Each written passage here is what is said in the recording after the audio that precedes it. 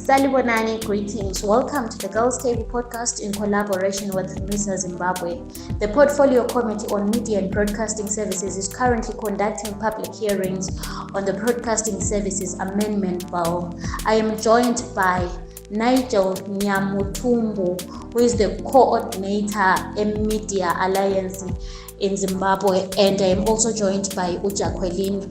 I will start with Jacqueline. Jacqueline, may you please introduce yourself and please explain what the bill says and what it seeks to achieve. Thanks a lot, Becky. I'm happy to be here. Let me introduce myself. My name is Jacqueline Chikaka and I'm a lawyer working with Internews in Zimbabwe. My day-to-day job is to provide legal advisory services and support, research support, things like that with respect to media and related laws in Zimbabwe.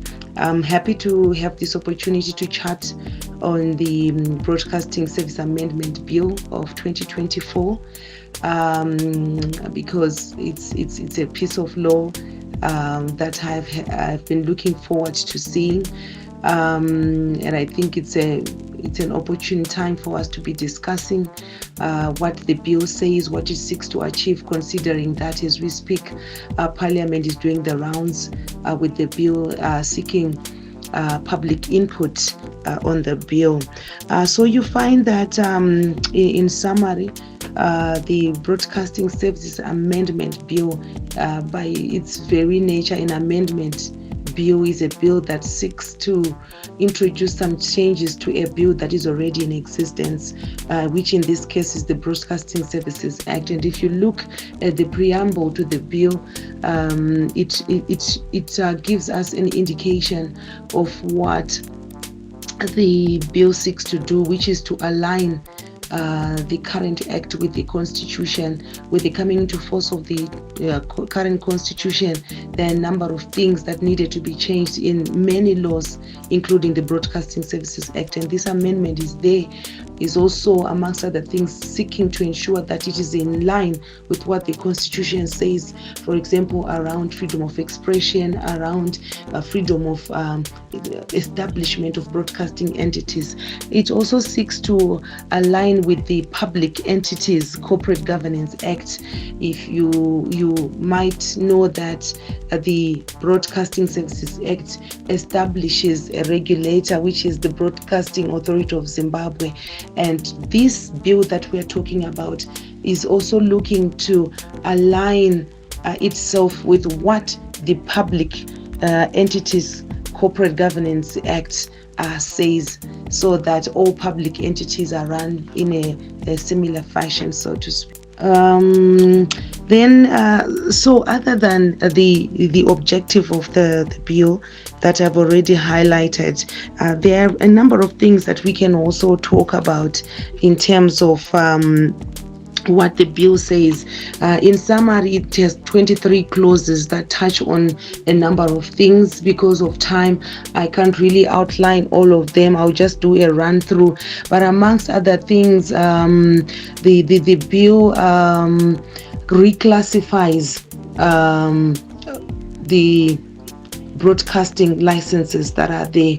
I'm sure you all agree with me that technology has had positive and negative effects on a number of things, and similarly it is also affecting how the broadcasting sector operates, and that includes also who can be licensed, what can be licensed, who is licensed to broadcast on what platform, on what channel. So the amendment is looking to stay in line with technology and amend and align the licenses that are issued with also advances in technologies, amongst other things. A key proposal also is the reduction of the size of the Broadcasting Authority of Zimbabwe, which is the regulator, from the current 12 members to 7 members. And another thing that we can also highlight, which was a common issue being called for by civil society organization, is the introduction of a specific time each year that the authority makes a call or invites for license applications. Currently, it is not clear. There is no specification of when the authority can call people to apply for licenses. So that's one other thing that the amendment also seeks to do, is to introduce certainty in terms of when license applications can be called for.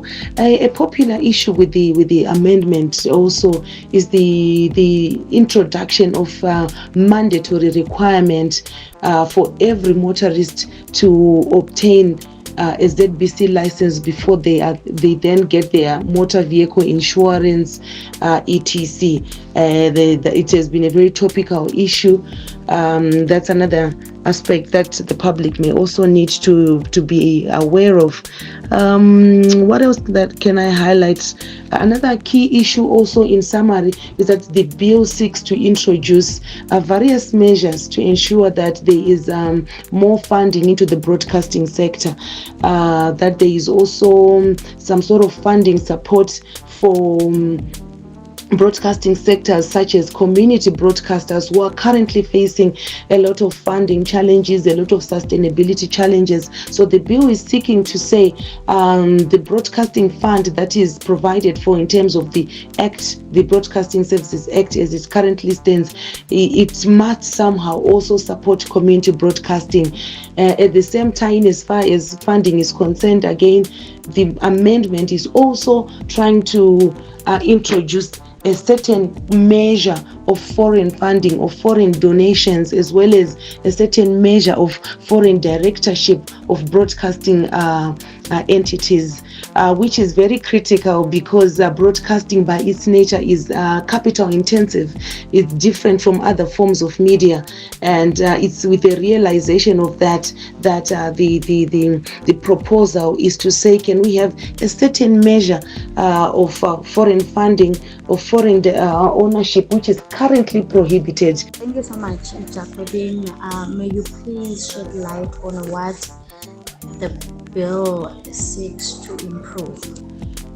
Yes, Beke. So in terms of what the bill will improve, I think I've already touched on some of the things, but in summary, the bill will improve the classification of broadcasting licenses that Zimbabwe as a country seeks to issue.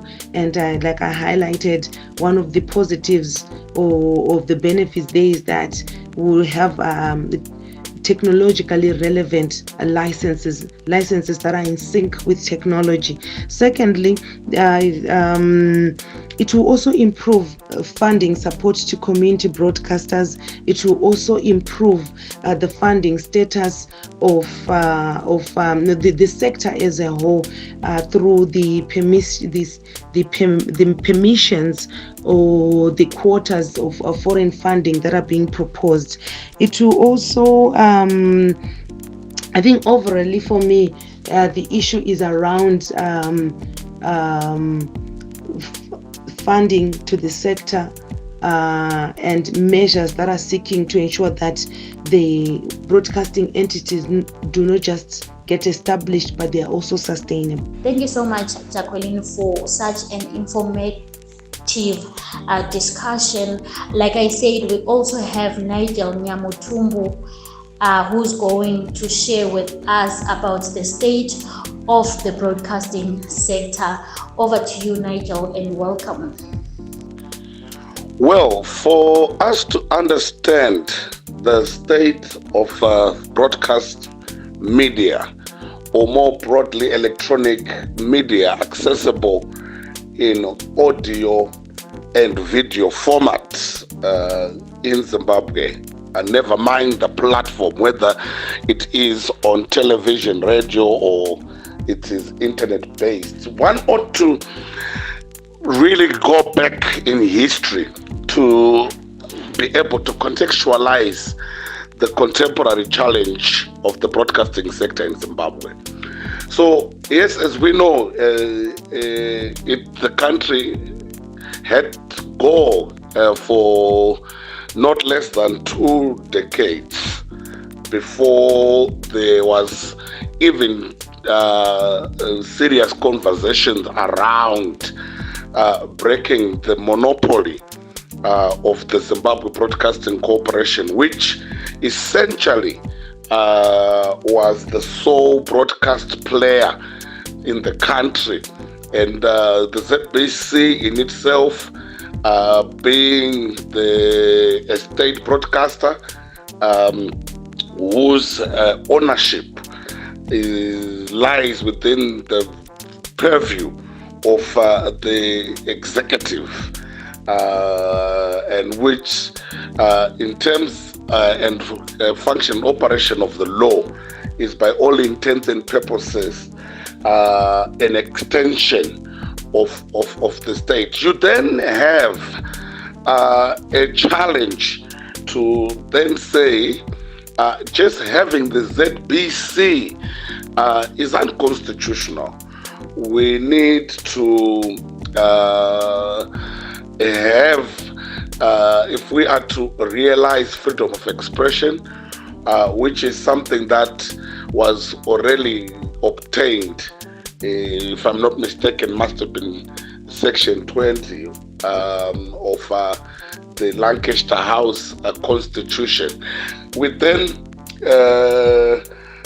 even within that particular context, and within a ruling that was then made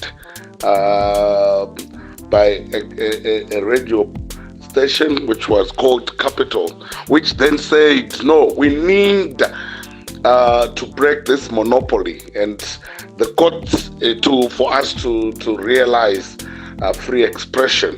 And the court did a rule in that favor to then, perhaps kickstart the process of us having had to open up the airwaves. And yes, I mean, the print sector, you didn't even need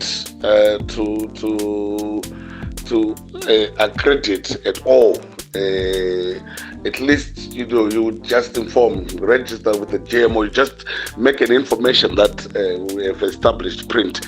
Of course, that was later also to change. But this focus is really on broadcasting and where we are coming from. So that then gave birth to the Broadcasting Services Act in 2001, which is the law that is actually currently being amended at this stage.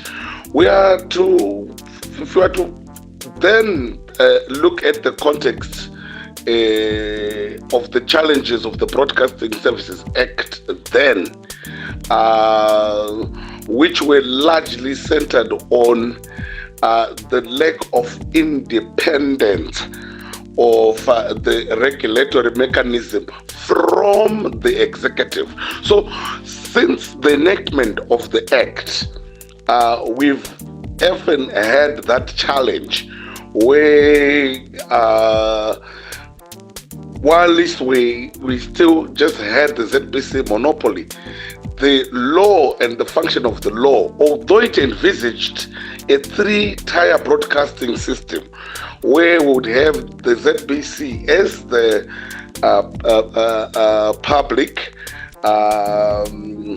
and would then envisage having commercial and community broadcasters. It then took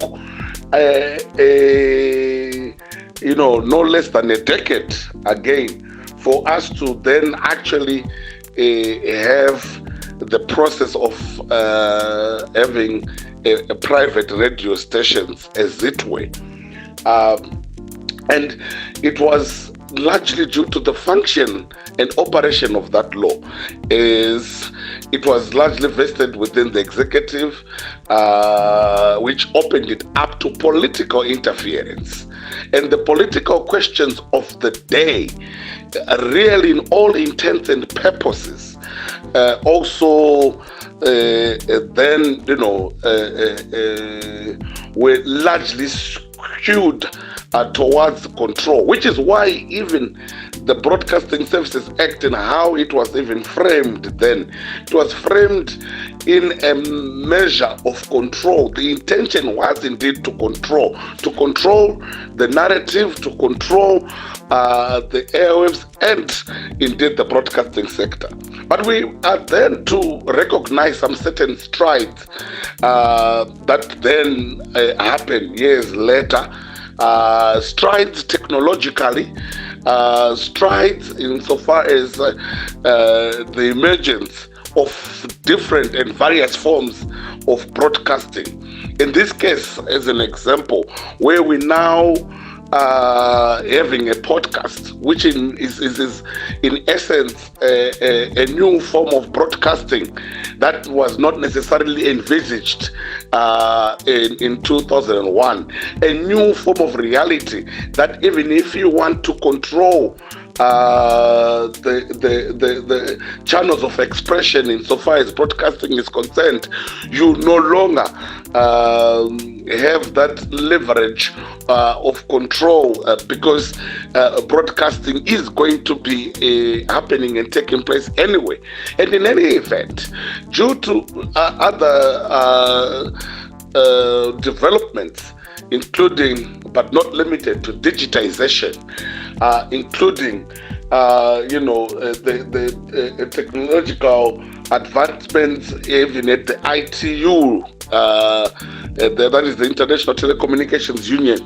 There is a vast change which then compels and mandates the need to modernize the law. And there was the other reality, a political reality in 2013, which expanded free expression to include the right for every citizen, for any citizen, to establish broadcast media. So we by 2013, it was evident that if there were issues with the independence of the regulatory authority, if there were issues of political interference when the law was enacted, we now have an even more compelling need to deal and address the broadcasting sector.